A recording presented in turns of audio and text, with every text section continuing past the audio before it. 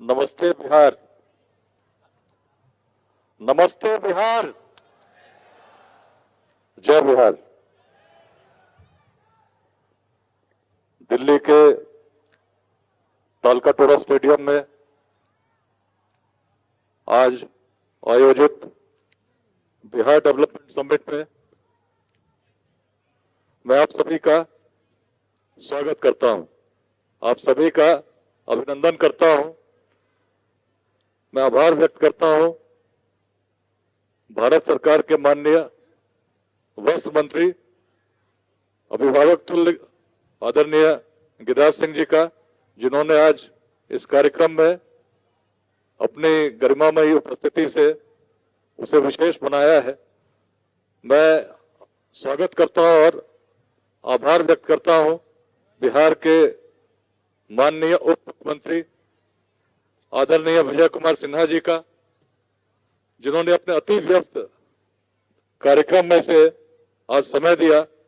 कुछ समय पहले मैं उनसे जब आमंत्रण के लिए मिलने गया था, आज का कार्यक्रम शायद निर्धारित था, लेकिन दिल्ली में बिहार का कार्यक्रम हो तो हमारे विजय जी कैसे नहीं आए। उन्हें लगा कि आज एक विशेष संदेश सभी बिहारवासी जो दिल्ली में रहते हैं उनको भी उनके माध्यम से दिया जाए। मैं स्वागत करता हूं बिहार सरकार के माननीय उद्योग मंत्री डॉक्टर दिलीप जायसवाल जी का, जो इस कार्यक्रम के पहले बेंगलुरु में 21 दिसंबर को आयोजित बिहार एट 2047 विजन कॉन्क्लेव में भी सम्मिलित हुए थे और उनके द्वारा बिहार एट 2047 विजन डॉक्यूमेंट का विमोचन लेट्स इंस्पायर बिहार के मंच पर किया गया था। आज ये विजन डॉक्यूमेंट एक पब्लिक डॉक्यूमेंट है, जिसमें 10 विषयों पर कैसे 2047 तक एक विकसित बिहार हम बना सकते हैं, उसकी भूमिका, हर वर्ग की भूमिका को चिन्हित करने का, रेखांकित करने का प्रयास किया गया है। मैं स्वागत करता हूं यहां उपस्थित बैकुंठपुर के माननीय विधायक मिथिलेश तिवारी जी का, जो इससे पहले बेंगलुरु और हैदराबाद के भी कार्यक्रम में सम्मिलित हुए। मैं स्वागत करता हूं माननीय विधान परिषद के सदस्य सच्चिदानंद राय जी का, डॉक्टर संजय मयूख जी का। मैं स्वागत करता हूं मेरे ही जिले बेगूसराय के तेघरा के माननीय विधायक रजनीश कुमार जी का, रत्नेश कुशवाहा जी का, जो पटना साहिब से यहाँ आए हैं। मैं स्वागत करता हूं राजीव रंजन सिंह जी का, जो डेहरी रोहतास से आए हैं, माननीय विधायक, और इसके पूर्व बेंगलुरु और हैदराबाद में भी सम्मिलित रहे थे। मैं स्वागत करता हूं यहाँ उपस्थित सुलभ इंटरनेशनल के एग्जीक्यूटिव कन्वीनर नित्या पाठक जी का, मौलाना कल्बे रुशैद रिजवी साहब का, सैयद शमाइल अहमद जी का, लव जी का, यहाँ उपस्थित नेशनल कन्वीनर आलोक रंजन जी का, यहाँ उपस्थित अमित जी का, यहाँ उपस्थित देश और विदेश से आए सभी ऐसे ओमान से आए हमारे राकेश जी का, दुबई से आए रितेश मिश्रा जी का, वियतनाम से आए उदय पटेल जी का, अनेक देशों से जो यहाँ आए हैं ऐसे प्रशांत जी जो लंदन से आए हैं, लक्ष्मी जी, यहाँ उपस्थित भारत के अलग अलग क्षेत्रों से एंटरप्रेन्योर्स, एंजल इन्वेस्टर्स, सभी का मैं स्वागत करता हूं। सभी स्वजनों का, सभी दिल्ली एनसीआर में रह रहे बिहार वासियों का मैं इस डेवलपमेंट समिट में स्वागत करता हूं। पिछले वर्ष से पहले 22 दिसंबर 2024 को दिल्ली के भारत मंडपम में हम लोगों ने बिहार एट 2047 विजन कॉन्क्लेव का आयोजन किया था। उस कार्यक्रम में लगभग 600 लोग रजिस्टर हुए थे और बड़ी कठिनाई हुई थी, क्योंकि 2000 से अधिक प्रतिभागी उसमें सम्मिलित हुए थे। इस बार जब कार्यक्रम करने का निर्णय लिया जा रहा था तो हमारे इंद्र मोहन यादव जी, जो नेशनल दिल्ली एनसीआर क्षेत्र के चीफ कोऑर्डिनेटर हैं, उन्होंने सुझाव दिया कि इस बार अब कुछ बड़ा करना होगा और तालकटोरा स्टेडियम का चयन किया गया। पिछले रात तक लगभग 5000 लोगों ने रजिस्टर किया इस कार्यक्रम के लिए, जैसा कि पिछले बार 600 लोगों ने किया था और आए थे लगभग 2000 लोग। तो मुझे लगता है आज कार्यक्रम संध्या 7 बजे तक चलना है। अलग अलग क्षेत्र के एक्सपर्ट्स भी रहेंगे, अपनी बातों को रखेंगे। बिहार से हमारे सम्मानित जनप्रतिनिधिगण आए हैं, अपनी बातों को रखेंगे और हजारों बिहारवासी जो आज दिल्ली एनसीआर में रहते हैं इस कार्यक्रम से निश्चित रूप से इस अभियान के साथ जुड़ेंगे। अभियान की दृष्टि क्या है? वर्ष 2021 में 22 मार्च को इस अभियान का प्रारंभ किया गया था, लेकिन उससे पहले 12 जनवरी 2021 को पटना के गायत्री मंदिर में बड़ी संख्या में बिहार के सभी जिलों से युवा आए थे। उनसे मैंने प्रश्न किया था कि जब बिहार के अतीत की बात करते हैं तो कैसा भाव आता है। सबने कहा कि बड़ा अच्छा भाव जगता है, बड़े गौरव का भाव जगता है। वर्तमान के बारे में जब पूछा तो अलग अलग प्रकार की बातें आई। सबने कहा बहुत जातिवाद है, हम आर्थिक रूप से पिछड़ चुके हैं, अनेक ऐसी शिकायतें बिहार के बारे में की गई। तब मैंने पूछा भविष्य कैसा होगा। पूरे हॉल में सन्नाटा छा गया था। वीडियो आप अभी भी YouTube पर देख सकते हैं। केवल 3 हाथ उठे जिन्होंने कहा कि जिसका अतीत इतना गौरवशाली था उसका भविष्य उज्जवल क्यों नहीं होगा। निश्चित सी बात है कि भविष्य भी हमारा उज्जवल होगा। और उसी समय मेरे मन में ये प्रेरणा जगी कि आज संख्या 3 है। 3 लोगों के मन में यह भाव है कि बिहार को हम बदल सकते हैं। यदि 3 से 300 हुए, 300 से 3 लाख हुए, 3 करोड़ हुए, इस प्रकार से ऐसे बिहार के लोग जिनके मन में यह विश्वास हो कि हमारा अतीत यदि गौरवशाली था तो वर्तमान भी गौरवशाली होगा और इससे अधिक गौरवशाली हमारा भविष्य होगा। यहीं से इस अभियान की शुरुआत हुई थी। मित्रों, पिछले वर्ष जब भारत मंडपम में कार्यक्रम आयोजित हो रहा था, 1.5 लाख लोग इस अभियान के साथ जुड़े थे। आज संख्या सीधे रूप में जुड़े सदस्यों की 3.5 लाख के पार हो चुकी है। ये भीड़ नहीं है। अपने सभी कार्यक्रमों में देखा होगा कि बहुत लोग आते हैं। तस्वीरें देखते होंगे, अभी देख रहे थे हम लोग बेगूसराय का वह दृश्य, छपरा का वह दृश्य, रोहतास का वह दृश्य। हजारों लोग उपस्थित थे, संकल्प ले रहे थे बापू सभागार पटना में कि अपना योगदान हम देंगे। ये भीड़ नहीं है, ये बदलते हुए बिहार की तस्वीर है जिसमें बड़ी संख्या में लोग इसलिए नहीं जुड़ रहे कि हम कुछ पाना चाहते हैं, इसलिए जुड़ रहे हैं कि हम बिहार को कुछ देना चाहते हैं। एक एक व्यक्ति, कोई साधारण व्यक्ति यहां नहीं बैठा, एक एक व्यक्ति विकसित बिहार के संकल्प की प्रबल अभिव्यक्ति है। मन में भाव, कैसे मेरा बिहार आगे जाए। मैंने तो हर कार्यक्रम में बताया है। 9th क्लास में थे 1993 में, भोपाल में पिताजी की पोस्टिंग हुई थी बरौनी रिफाइनरी से, और बच्चों ने बिहारी बोलकर चिढ़ाया था। तभी बड़ी पीड़ा हुई थी कि वह बिहार जिसने कभी अखंड भारत के साम्राज्य का निर्माण किया, ऑक्सफोर्ड और कैम्ब्रिज से पहले विश्वविद्यालय स्थापित किए, विश्व को प्रथम गणराज्य दिया, शून्य दिया, क्या नहीं दिया, उसकी परिस्थिति ऐसी क्यों हो गई कि बिहारी शब्द अपमान का सूचक हो गया।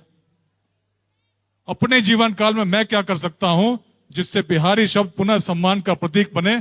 इस संकल्प को लेते हुए तब बाल्यकाल में मैंने संकल्प लिया कि अपने जीवन को तभी सार्थक मानूंगा जब अपने जीवन काल में बिहारी शब्द को पुनः सम्मान के प्रतीक के रूप में स्थापित देखूं। अनेक अनुभव हुए।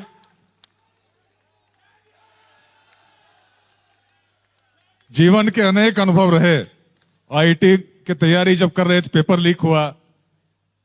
आईआईटी जब पहुंचे तो घर आना था, पिताजी की पोस्टिंग बेगूसराय हुई। पिताजी ने मना किया कि पकड़ के शादी होती है, अभी बेगूसराय मत आओ। उस समय आईआईटी कैंपस में घूमते घूमते बृहदारण्यक उपनिषद पर हाथ चला गया और तब देखने लगा बिहार की दृष्टि क्या थी, कैसे वही लोग थे, कैसा था हमारा बिहार जिसकी सोच बड़ी थी। जातियां थी, ऐसा जातिवाद नहीं था। ऐसा जातिवाद रहता तो मगध में नंदवंश कहां से आता।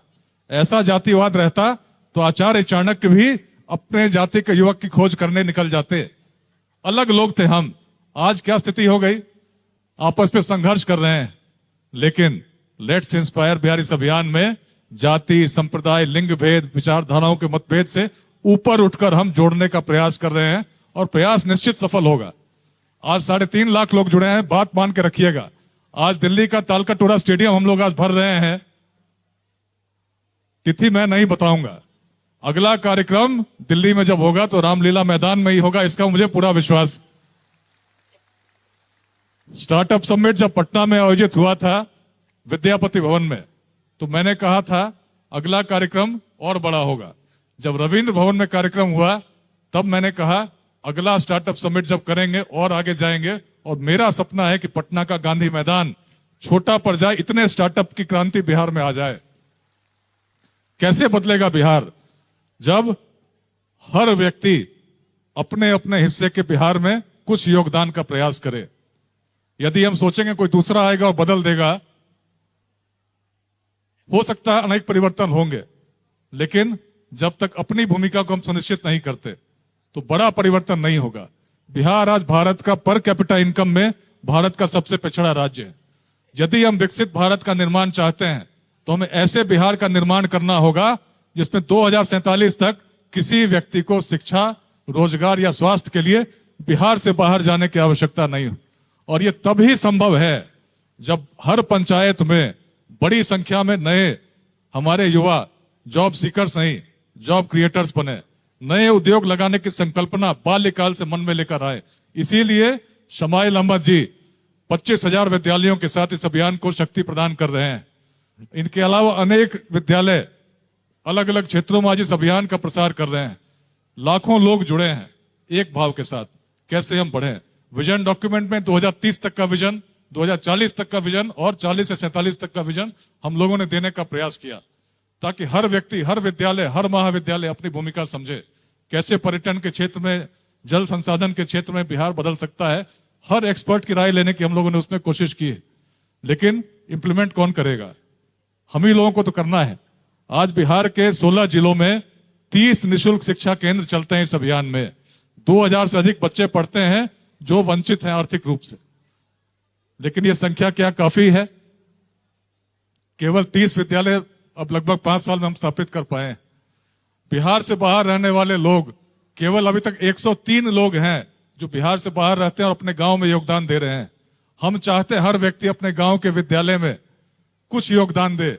आज जो 103 लोगों की बात कर रहा हूं, उनमें से कुछ लोगों ने अपने गांव में या तो लाइब्रेरी बनाई, या कंप्यूटर लैब स्थापित किया, या अपने माता पिता के नाम से स्कॉलरशिप स्थापित की। कुछ ऐसे लोग हैं, तरुण जी दुबई में रहते हैं, नियमित रूप से बेगूसराय के अपने गांव में मेडिकल कैंप लगाते हैं। हमारे अनेक ऐसे लोग हैं, युक्तेश्वर जी लंदन के बाद में रहते हैं, जगदीशपुर आरा जिला में उन्होंने लाइब्रेरी खोली।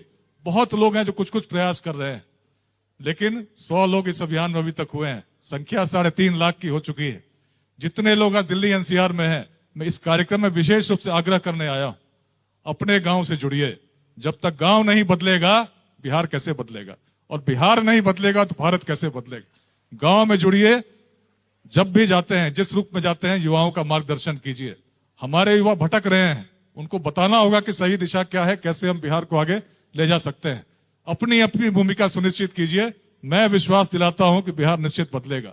अभी रोहतास की बात हो रही थी, लोग हंसते थे जब हम लोग पोस्टर लगा रहे थे कि रोहतास पुलिस आपका स्वागत करती है। 2002 में डीएफओ शहीद हुए थे, 2006 में डीएसपी शहीद हुए थे। मुझ पर भी गोलियां चली थी, 6 इंच से लगभग सैकड़ों गोलियां निकली थी, लेकिन मन सुदृढ़ था कि परिवर्तन तो करना है। बगहा बदलते हुए मैंने देखा था, जब लोगों से उस भाव से जुड़ा था कि आपके पूर्वज ऐसा सोचते थे तो आप क्यों नहीं सोच सकते। यही बात जब रोहतास पहाड़ी पर हम लोग करने लगे, एक एक गांव में आदिवासी युवकों को जब टूरिस्ट गाइड बनने की ट्रेनिंग देने लगे, परिदृश्य बदल गया। हर गांव में लोग उग्रवादियों का विरोध करने लगे और कहने लगे हमारे पूर्वज इतने यशस्वी थे जिन्होंने रोहतास के किले को स्थापित किया।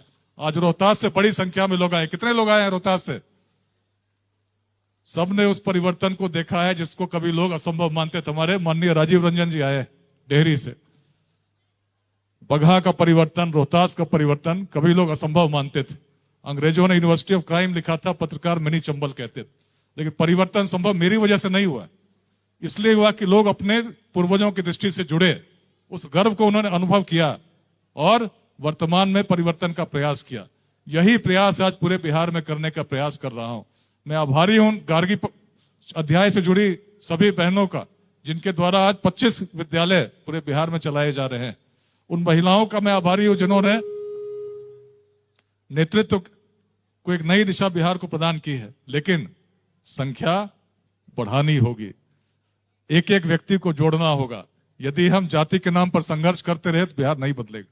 यदि हम संप्रदाय के नाम पर लड़ते रहे तो बिहार नहीं बदलेगा। बिहार में उद्यमिता की क्रांति लाने के लिए स्टार्टअप्स कैसे बने, और जो बाहर कार्यक्रम है उसका उद्देश्य है स्टार्टअप का इकोसिस्टम। कैसे हम, कोई युवा यदि बिहार में स्टार्टअप लगाने के लिए सामने आए तो उसको हम सहयोग कैसे कर सकें। मैं आभारी हूं माननीय डॉक्टर दिलीप जायसवाल जी का। आप बेंगलुरु भी आए थे, जहां लगभग 1000 से अधिक की संख्या में आईटी सेक्टर से लोग जुड़े थे। बेंगलुरु में हम लोगों ने आईटी सॉफ्टवेयर क्लब की स्थापना की है। बिहार के अलग अलग जिलों में आज लगभग 600 स्टार्टअप इस अभियान के साथ सीधे रूप में जुड़े हुए हैं।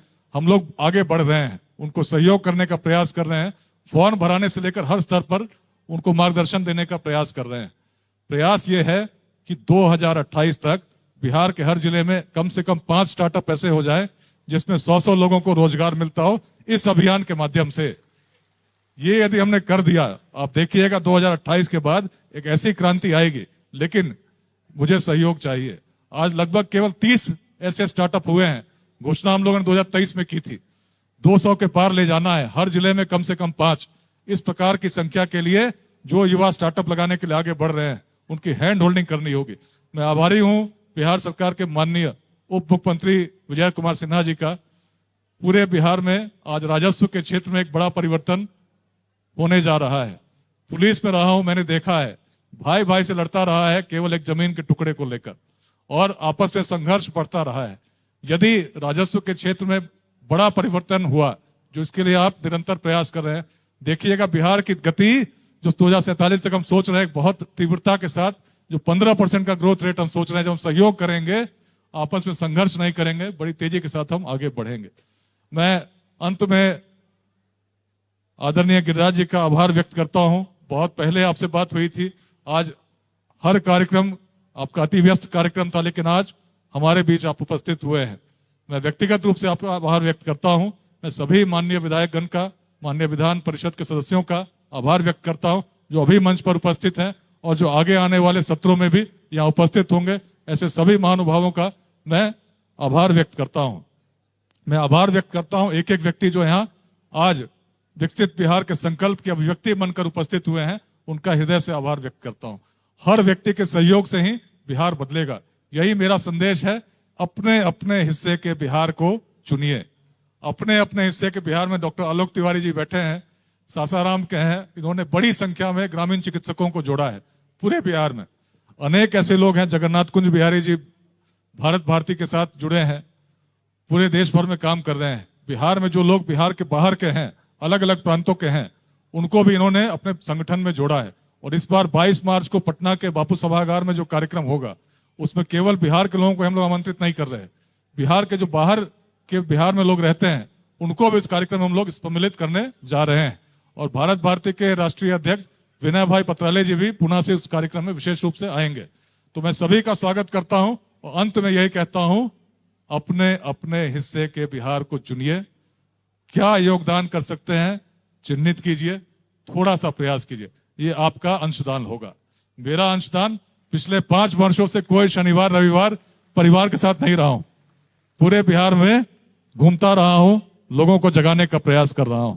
रोहतास को बदलते देखा है, बगहा को बदलते देखा है। बिहार भी बदलेगा यदि आपका सहयोग इस अभियान को मिलता है। सामाजिक अभियान है, इसमें कोई राजनीतिक अभियान नहीं है। मेरा यदि कोई स्वार्थ है तो यही है कि अपने जीवन काल में बिहार को बदलता देखूं, एक विकसित बिहार को स्थापित देखूं।